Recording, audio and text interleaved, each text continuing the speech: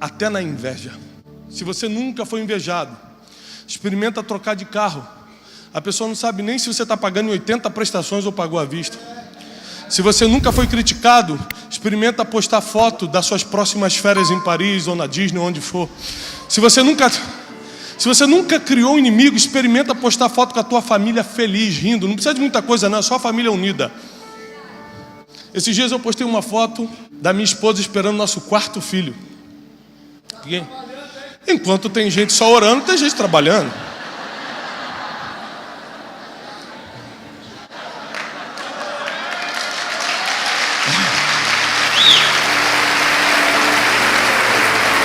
E eu postei. E hoje eu vou largar o som, hein? É 6 filhos, 7 filhos, vai preparando. Vamos encher essa igreja, vai ser de filho. Não precisa nem converter mais ninguém, a gente vai multiplicando. Estou brincando. Escute, eu postei uma foto da minha esposa grávida. Falei, que bênção, estamos esperando o nosso 4º filho. Qual é o problema disso? De repente, chega algumas mensagens, mas eu quero citar uma. Chegou falando assim, que pena você vomitando as suas bênçãos enquanto tem pessoas que não podem ter filhos. Eu escrevi para ela, querida, paz do Senhor, seja bem-vindo ao nosso Instagram. Você tem filhos? Não. Você pode ter filhos? Não posso. Então entenda o seguinte, quando você tem a oportunidade de falar com um pastor, peça para ele liberar uma palavra para abrir seu ventre, não criticar a bênção que ele está postando. Porque tem pessoas que estão te invejando só porque nunca foram ensinadas a transformar aquele sentimento de ódio, de comparação, de inveja, de ciúme, de qualquer coisa, em força para pedir ajuda para sair dali. Tem gente que vai ver você com um carro novo ou com a casa nova e não vai ter força para ir lá e falar, como se faz? Como se prospera? Como se trabalha melhor? Como se monta uma empresa? Ela vai preferir falar, deve estar roubando. Isso aí é coisa do capiroto. Quem faz aliança com o diabo, olha o que acontece. Quando uma igreja prospera e as outras da cidade não, elas falam, também a porta lá é larga, também lá pode tudo.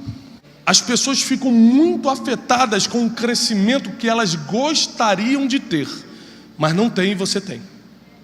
Nós podemos citar muitos exemplos bíblicos, mas primeiro eu quero que você pense nos teus. E eu vou citar daqui a pouco os bíblicos. Quantas vezes você perdeu coisas porque imaturamente ninguém te avisou que quando você conta um projeto antes do tempo, os invejosos se levantam antes do tempo. Você tem uma ideia, a empresa está para sair, o negócio está para ser fechado, a comissão vai ser depositada, você começa a conversar com todo mundo, de repente o negócio desanda, a comissão nunca cai, o dinheiro nunca sai, a empresa não acontece, porque quando você começou a contar achando que todo mundo ia vibrar contigo, as pessoas na verdade estavam assim, tomara que dê errado. Tem um ditado popular, nossa avó falava isso antigamente, você ia contar um problema, a avó falava, isso aí deve ser olho gordo. Lembra disso? Alguém já escutou essa frase? O que é o olho gordo? A inveja. Por que ele tem e eu não tenho? O que fez 2 negros que seriam beneficiados com aquela lei dizer, tomara que dê errado essa marcha de Martin Luther King? O invejoso, ele não quer ter um lugar como o seu, ele quer o teu lugar. Ele se alegra mais quando você cai do que quando ele levanta. Ele prefere que você seja derrotado do que ele seja vitorioso. Ele abre mão da vitória dele, portanto que você fique derrotado. Ainda assim, há um propósito na inveja. Porque todas as coisas debaixo do sol têm um propósito. Abre sua Bíblia comigo. Mateus capítulo 27, versículo 17. 27, 17 de Mateus. Portanto, estando todos eles reunidos, disse-lhes Pilatos, quem vocês querem que eu solte? Barrabás ou Jesus, que é chamado de Messias? 18. Porque bem sabia Pilatos que por inveja o haviam entregado. Na versão de vocês aí na tela está, Pilatos sabia muito bem que os líderes judeus haviam entregado Jesus porque tinham. Existem pessoas que foram possuídas tão forte pelo espírito da inveja, que são capazes de entregar o Messias para morrer. Existem pessoas que ficam tão cegas por causa do desejo de ter o que você tem, de ser o que você é, de partilhar do que você participa, que ela perde a noção das coisas. E ainda que você seja perfeito ou perfeita como Jesus era perfeito, Ele vai te entregar para ser julgado. Só que aqui a gente tem um exemplo perfeito de como agir com os invejosos. A Bíblia diz, a Bíblia que você lê, a Bíblia que nós acreditamos ser a verdade, diz que todo mundo, os judeus, os líderes judeus entregaram Jesus por... E o que é inveja? É querer não só ter o que você tem, ser o que você é, mas que você perca o que tem. Eles não admitiam que um homem que vinha da Galileia, um homem que sua procedência era mal explicada, porque sua mãe espalhou para todo mundo que ficou grávida do Espírito Santo, eles não conseguiam admitir isso, que um homem daquele poderia levar a salvação, que um homem simples e humilde como Jesus pudesse libertar o povo, estava curando enfermos, ressuscitando mortos, expulsando demônios. Eles não conseguiram lidar com a comparação. E lembre-se, nessa época não tinha redes sociais. Se fosse no dia de hoje, seria muito mais rápido a perseguição, porque as redes sociais, elas aceleraram o processo de comparação, que é o primeiro passo para você virar um invejoso. As redes sociais mentem. Você sabe quantos problemas eu tenho numa semana?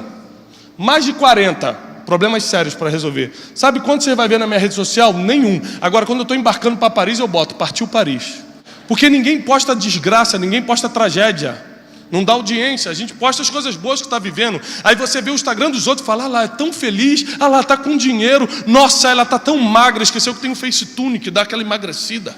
E você começa a se comparar com pessoas que estão postando parte da sua vida ou coisas que nem são verdadeiras, e começa a se sentir tão mal que o espírito da inveja te pega, e quando você menos espera, sendo um homem, sendo uma mulher de Deus, está desejando que o outro caia, está desejando que o outro fique pobre. Tomara que essa empresa quebre para ele aprender a não postar mais esse carro.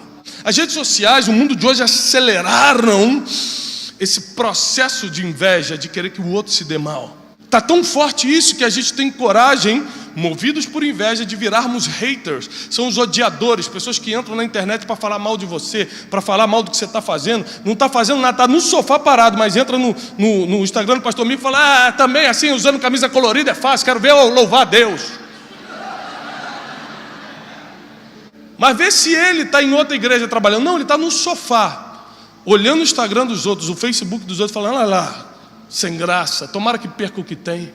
E foram esse tipo de pessoas, homens de Deus, eram líderes religiosos, sacerdotes, escribas, homens que trabalhavam para Deus. Foram eles que invejaram Jesus a ponto de entregá-lo a Pilatos, um governador romano.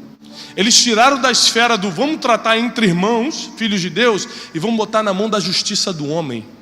Vamos tirar aqui da esfera espiritual e vamos deixar o natural julgar nós que somos espirituais. A inveja te enlouquece tanto que você bota na mão de homem o que só Deus poderia resolver.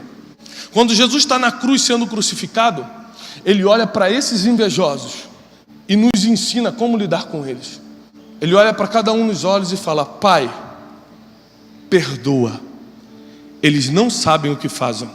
Eram os últimos momentos de Jesus. Ele não ia jogar conversinha fora. Se ele falou isso nos últimos momentos, as últimas palavras de um ser humano são as que são mais levadas em consideração.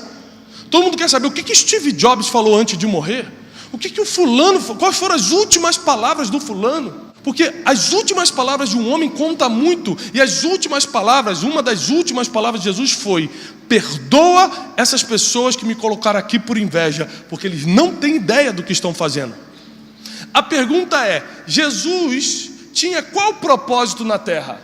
Já que você não sabe, eu te ajudo. Morrer na cruz, ressuscitar no terceiro dia, para que a graça dele invadisse tua vida, tua casa, tua família, teu casamento, teus filhos, e resgatasse a tua alma do inferno. Ou seja, a inveja não foi uma inimiga, foi um agente de cumprimento de propósito.